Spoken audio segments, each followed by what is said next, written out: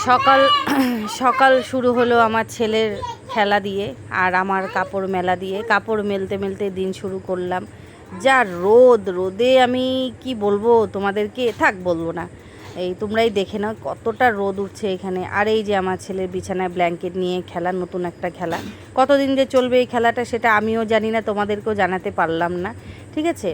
আর এই যে বিছানাগুলো পরিষ্কার করে নিচ্ছি, তার আগেই আমাদের চা খাওয়া দাওয়া শেষ, কাপড় চোপড় ধোয়া শেষ। আর এই যে আমার কচুরলতি স্বাদের, এই কচুরলতিগুলোকে বাছতে বাছতে জীবনটাই আজকে আমার লতি হয়ে গেল। যাই হোক, লতি দিয়েই আজকে লতি রান্না করলাম। এই লতিটাকেই আজকে সুন্দর করে রাঁধতে যায়। সেই লতি আমার কি বলবো বুঝতেই পারতেছি না, লতা হয়ে গেছিলো জানো তো, যার জন্য আর তোমাদেরকে লাস্টের সিনটা দেখাতে পারলাম না। আমাকে এমনিও কেউ কমেন্ট করে না, অমনিও কেউ কমেন্ট করে না, কিন্তু আমি জানি ওটা দেখালে পরে কেউ না কেউ কিছু বলতো, তার জন্য আর দেখালাম না। তোলা থাকলো অন্য দিনের জন্য, যেদিন ভালো করে আমি রান্না করব সেদিন তোমাদেরকে দেখাবো। তবুও অল্প একটু দেখো। এই যে কচুলতিগুলো ছাড়ানোর পর এইভাবে আমি বয়েল করে নিলাম। এই বয়েলটাতেই আমার গন্ডগোলটা হয়ে গেছিলো। আর এই হলো আমাদের ঘরের কাজ।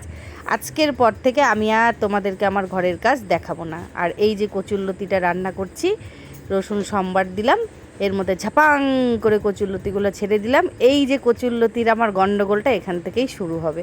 নাড়তে নাড়তে কচুরলতি লতা হয়ে গেছিলো, কিন্তু খেতে প্রচণ্ড টেস্টি হয়েছিল জানো তো। তোমাদেরকে তো খাওয়াতে পারিনি, তাই বলে দিলাম।